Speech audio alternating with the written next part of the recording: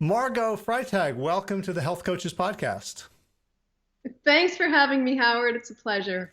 Yeah, so as I was saying to you before we started, one of the ways that I found guests for this podcast was going through my Plant Yourself podcast and looking at the names of everybody whom I had a conversation with who taught me something that made me a better coach. And you are one of those. So I wanted to circle back with you. And first, just introduce yourself. All right. Well, my name is Margot Freitag, and I am Canadian, live up here just north of Minnesota. And I spend my days helping mostly women, some men, but mostly women in their 40s and 50s and beyond, getting healthier, losing weight, and living a more purposeful and happier life. And we do that through a variety of ways. We always focus on plant-based nutrition as the kind of guiding force. My background is in teaching. I'm a high school and junior and elementary teacher, and I'm also a massage therapist, fitness professional, and holistic nutritionist. Great.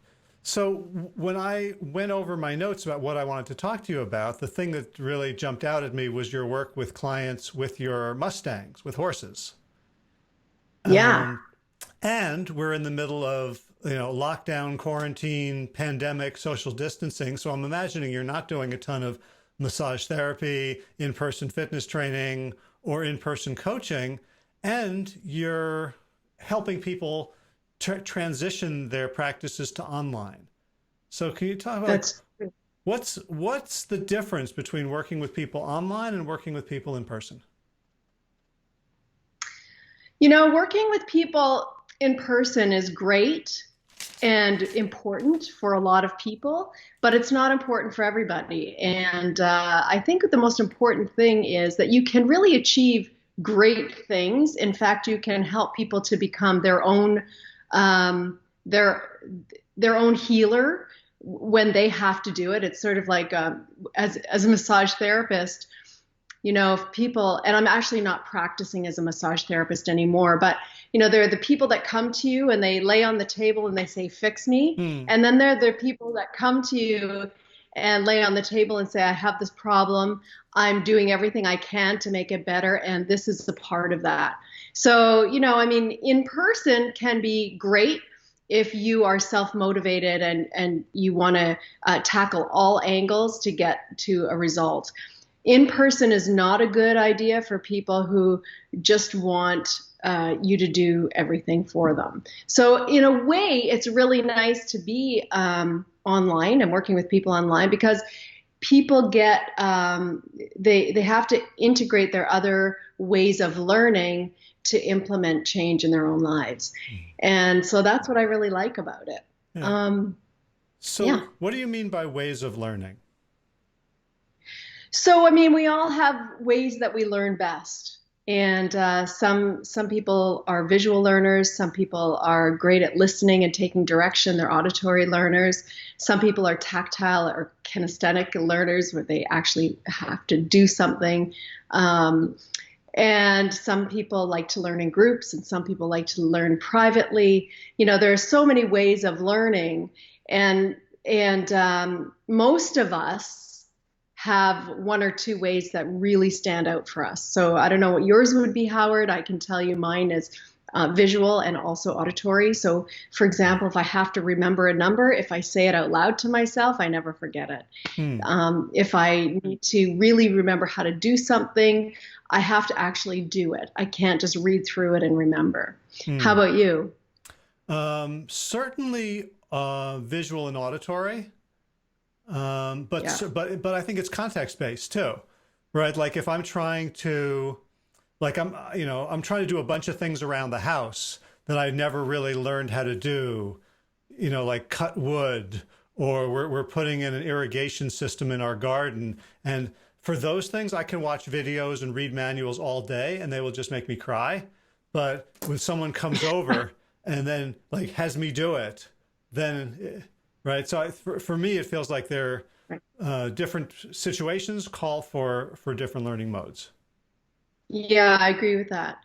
And so I think the most important thing for people who are working with clients online is that they integrate into their practices and into their teaching and coaching as many learning styles as they can. So, give people a task, get them to do something, give something to read, have people listen, get somebody talking with their peers in a group situation, sharing in a group, get people working individually.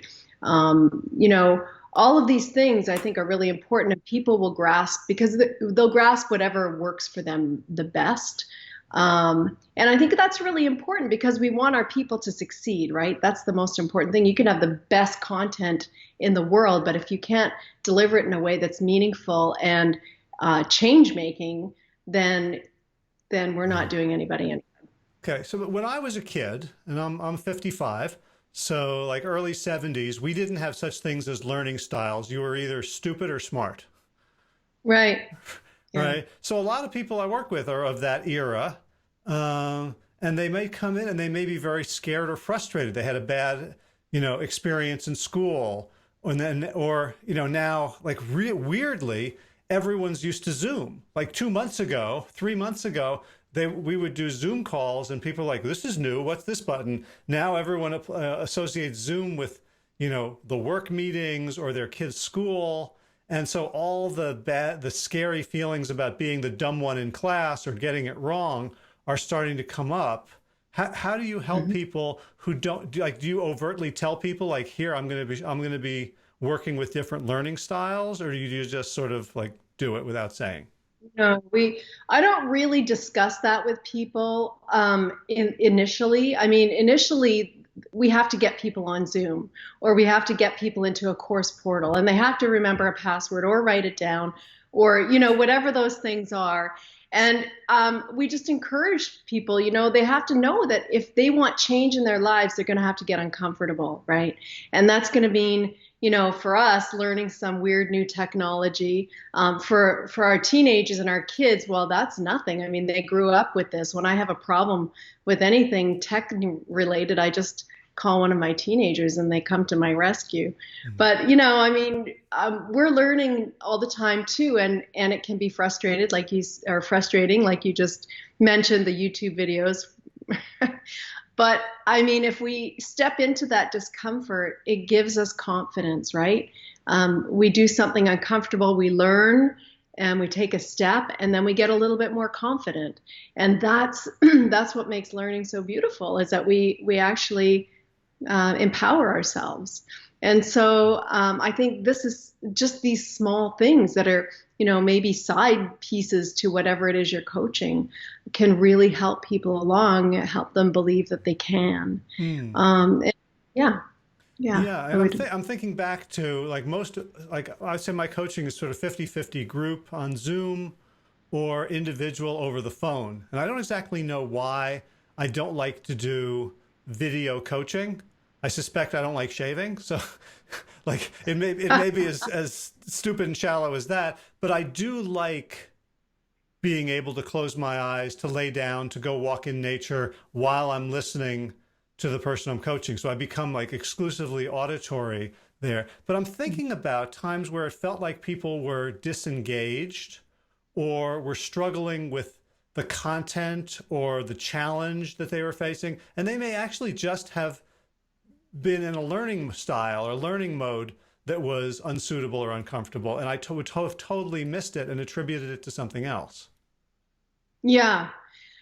Again, I think it's a comfort level, and yes, people do learn in different ways. And I have had situations where, I'm on the phone with somebody and I can hear them unloading the dishwasher or taking the garbage out, or, and trying to be engaged in a conversation. And I feel like, there was a time where I felt, frustration around that.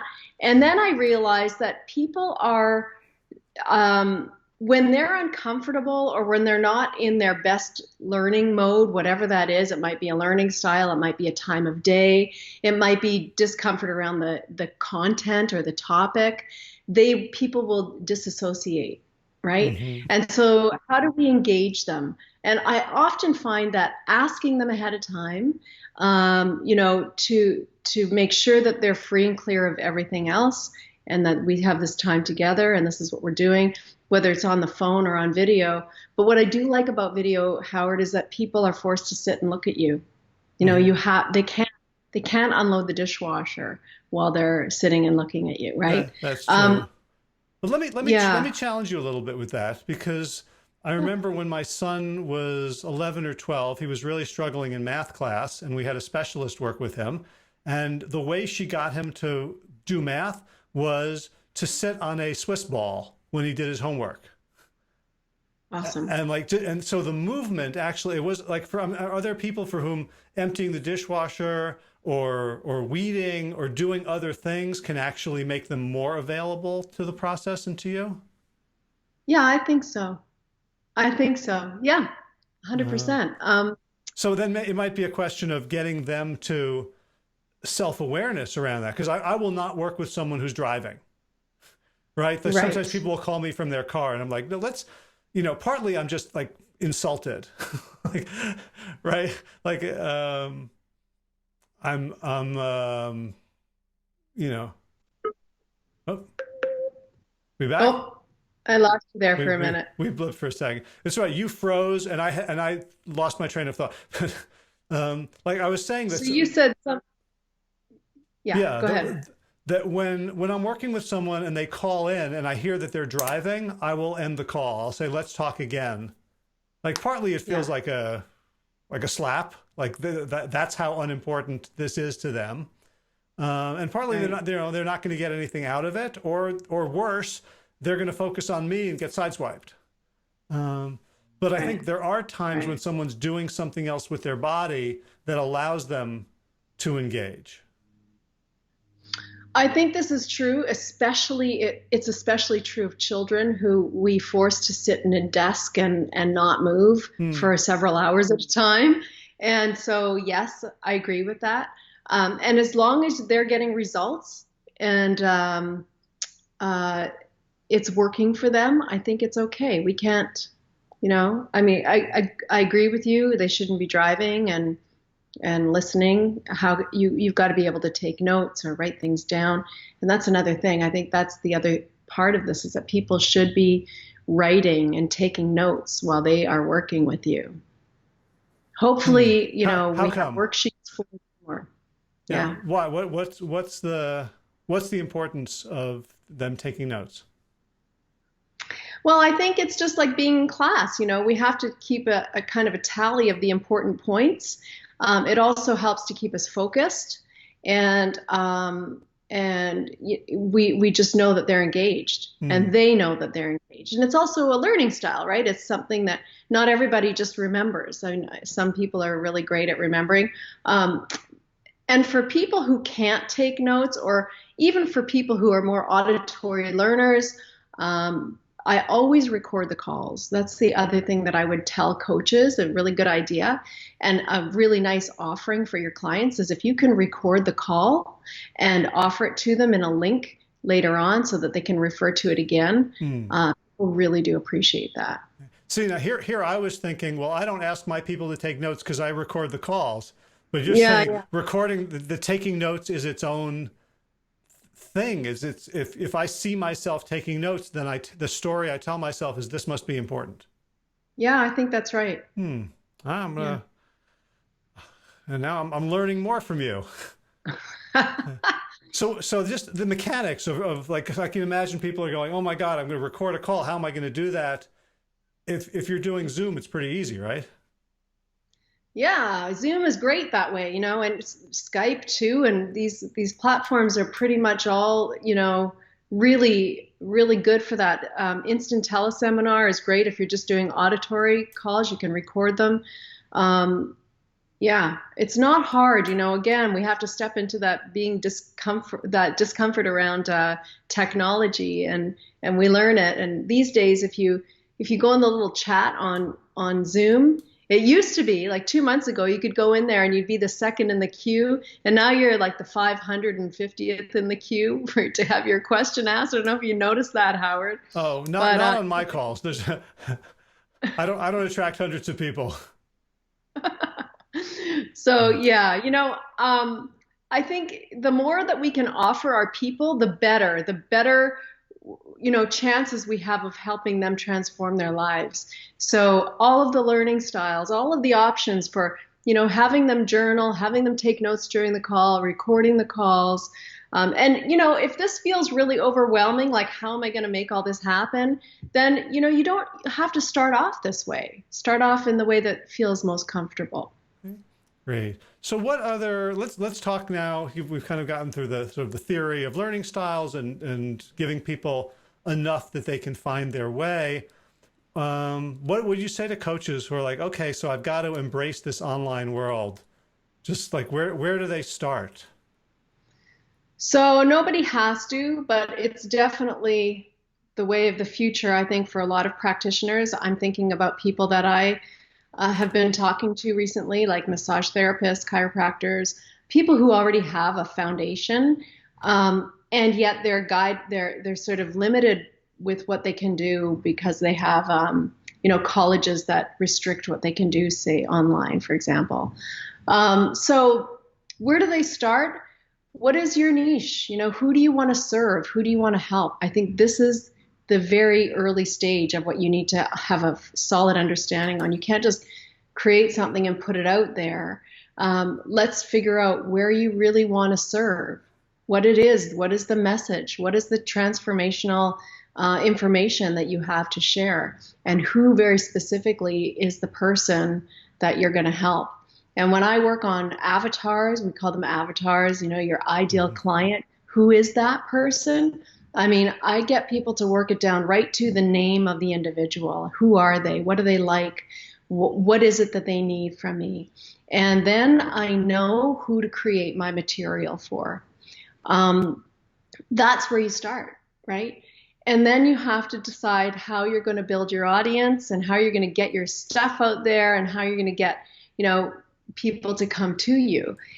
The thing that worked really well for me early on was getting an audience and asking them what they need. So Howard, I don't know if you're familiar with SurveyMonkey, but that's been just a fantastic tool to find out what the people who are on, who are subscribed to my email list, to find out what they really need, and then creating content around that. So it's, in a sense, part of me is hearing this with the mind going, oh, this is all the yucky marketing stuff. Right. Yeah. But part of me is hearing that you're doing exactly what you do as a coach, which is meeting people where they're at, discovering what their goals and needs are. And you're doing it in a prospective, general way and making it as specific as possible by imagining a name. Yes, 100%. All right. So I remember, I can't remember the guy's name. He was a copywriter. He died 3 or 4 years ago, I think. He was the copywriter who created like the Volkswagen Beetle ad, like a lot of sort of iconic stuff. And he said his method was that he would start writing a sales letter. He would start by writing, "Dear Charlie," and then he would write as if he was writing to someone. And when he was done, he would just cross out "Dear Charlie" and then mail it to his editor. Right. And Charlie was either his favorite client, his best friend, somebody that he really cared about and felt comfortable with, right? So we all love receiving mail, and we all love sending a message or sending mail, even though we don't write letters too much anymore. When we write to somebody, it should be really heartfelt and like writing to a friend, for sure. Right. I think the way he described it was a buddy down at the pub. Yes. Right. Like you wouldn't sell that person something. You would just talk to them about their problems and just be a supportive ear. And then if you have something to suggest it. Yeah, for sure. I don't know about you, Howard, but the whole idea of marketing, you called it yucky marketing. It was really hard for me. That was the hardest part for me in the beginning. But when I changed my mind around that, that this is not really me trying to sell you something. This is about um, transformation and change and being in service to people who need our expertise. Yeah, and I've struggled with this for many years because I was a professional online marketer for Yeah. about 15 years and did not like it. Like every day I woke up trying to convince myself that I was doing good. And arguably, like I was or I wasn't, but it didn't matter because it wasn't what I should have been doing. Right. So I have this sort of, yucky sense around it. And as I find myself now having to market again to share my gifts with the world, what I'm discovering is that the resistance isn't the thing I was doing, it's my ego attachment to it. Right? Like if I'm a good person, then Right. I don't toot my horn, I shouldn't be interested in material gain. Right. Or I don't want to, here's the big thing, I don't want other people to judge me for selling. Oh, yeah. So that's a huge thing, First of all, we're all going to get judged some way, somehow. Oh, Oh, yeah. well. And how else can we get out there? I mean, every single thing that you have in the background of your office, Howard, is something that you purchased from somebody who was selling it and you needed it, right? These are things that you Yeah. needed or you wanted. Yeah. And and so what do you think of the people who sold you those things? Well, see what, Anything? well, Anything negative? Of course not, right? no. I mean, what comes up for me when you say that is I'm exactly like my clients who want to get thin without changing how they eat. Right? Like I want people to come to me. I feel so entitled. Like partly I'm like burning with shame at this realization. I feel Yeah. like people should just know about me and hire me without me having to do any of the things that people have to do to get business. Right, of course. Well, and that's such a really beautiful concept and just not real. Somebody I really love watching is Sarah Blakely from Spanx. If you ever follow her on Instagram, she's never selling Spanx on her Instagram account. She's just being her amazing, wonderful, beautiful self. And then Spanx is, a completely different Instagram account. You can't help but love Sarah Blakely and love Spanx all in one because you love Sarah Blakely, right? It's a soft sell. What can we do? And I hate even using that word soft sell. It's just about the service. What are we providing people to help them change, to help them improve or to get happier or to make things better for them? Mhm. I mean, I think I really struggled with this, especially early on when I was a massage therapist, because how do you spend time putting your hands on somebody and actually helping them physically in in a really very intimate way, like you're connected, right? Mhm. And and then asking them for money. That was really hard in the beginning. And so what other therapists and chiropractors told me was this is where, having a receptionist at the front desk is really helpful. Yeah. They handle that, you handle this. And in a lot of cases, as a coach, it's great to have a sales team or a salesperson who handles that. And then you just handle the coaching and that. But in the beginning, you've got to get good at it. You've got to get good at selling your service because at some point you're going to have to teach somebody else to do that for you. Mm. Is that something you help people with? You help coaches with this part, the mental game of selling and Yeah. marketing? Yeah. I mean, it's a really important piece. The very first book that I read on this was Jen Sincero's book. It's Uh-huh. called You Are a Badass at Making Money. Uh-huh. I encourage everybody to read that. Okay. Cool. Cool. Um, so once they're in, like what's out there for coaches? Maybe just some like tips and tidbits about platforms. And you mentioned Instant Teleseminar, which I use, and Zoom, which I use, and Skype, which I use. Yeah. What else is out there that can make things happen that we thought maybe couldn't happen? Well, I mean, it depends on what you want to do. If it's private coaching, group coaching, I mean, all of it is great.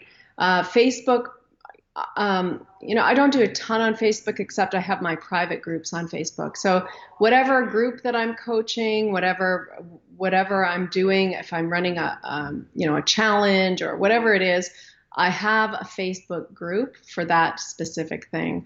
I Hmm. usually have a Facebook group when I run a summit every year. I have a place in Facebook for the attendees to collaborate and the speakers to come in and share. So Facebook groups are really great. I'm not a huge social media person, although I know I need to work on that. But I'd like to add, just as an aside here, you don't have to have a gazillion people following you on social media in order to have a really strong and successful online business. That's Hmm. really important piece. Um, you do need subscribers, though. Your email list is going to be really important. And so I would say that a really critical thing to do very early on for new coaches is to to make a decision about what company is going to host your email subscribers. And so I personally use Aweber. I know MailChimp is out there, Entreport. There's so many different ones. Infusionsoft, I think, has changed names. Howard, I don't know. Which one do you use? Uh-huh. Well, I was on Aweber for a while, for many years. Then I went to MailChimp because it looked cooler. And now I have everything in a platform called Simplero, which is a shopping cart and email and marketing and stuff all in one. All in one. But I think the important thing is like pick one. Like when I started, there was only two. There was Aweber or Get Response. Okay. Um, and whichever one I got, like I would ruminate about, was this the perfect one? And I think like a lot of us have this Yeah. sort of pre-programmed regret module in our brains, like instant buyer's remorse, or should I, I'm going to keep checking out, oh, this one is new, or here's a new like all-in-one coaching platform that does the billing for me. And I think like whatever works, like just go with that and don't worry about what else is out there. You just hit on one of the most critical points of becoming an online entrepreneur. And that is that, all of these indecisions that, like all of these things that we can't decide about, all of these options that we get stuck on, this is just your mind keeping you stuck, right? It's just your mind um, playing some games with you so that you don't take the next step. I mean, you can get stuck on which email provider to use forever. You just pick one and move on. There isn't really a wrong answer. You just pick one and go, right? Right, right. And that's, yeah, and again, like I hear this echo between what we're trying to help our clients with and what we need to help ourselves with. It's all the same stuff. It's Uh, all the same thing. Yeah. Yeah. okay. Anything else? We got a couple minutes left. Anything else you Uh, don't want to tell, coaches who are venturing into the online space, either to yeah. work individually or to form groups and to create courses? I would say to people that, it's really great if you're just starting out, to start working one on one with people because people will tell you what they need. They'll help you create content. They'll help to guide you while you guide them. And they'll give you feedback along the way. And after you've coached several people, then you might think about putting a group program together. And group programming is so phenomenal because it's like no longer are you trading time for money. It's like you get to put something together, you have a course created, and then you get to deliver it to a number of people at once. And that's where, it's just golden because people benefit from the group aspect and from private coaching. I always offer private coaching with my group programs as well because, again, I'm just offering everything I can to touch on all of the learning styles. And so I think it's great. Start with individual coaching, one-on-one, and let that help you create some sort of course that you can deliver to a group. Great. Great. So if coaches and prospective coaches want to know more about you and get some more of your wisdom and maybe some of your help, where do they go? So please email me. My website is in transition right at the moment. So my email is margotfreitag1@gmail.com. Okay, better spell both of those. First, Margot Freitag, Margot, as in Frank, Reitag, one, the number one, that is, at gmail.com. great. Okay, and when do you know what your URL will be when it's untransitioned? Well, I do have the URL. It's margotfreitag.com. Okay, great. So if people can, people will be listening to this in the future. So, Awesome. Then maybe it will be ready. cool. Well, Margot, thank you so much. It's a lot to chew on. There's a whole bunch of things I'm going to look at from my notes about ways that I can help more people in more ways from this conversation. And I really want to thank you for the work you do and for taking the time today. Howard, thank you so much for having me. It's great. Take care. You too.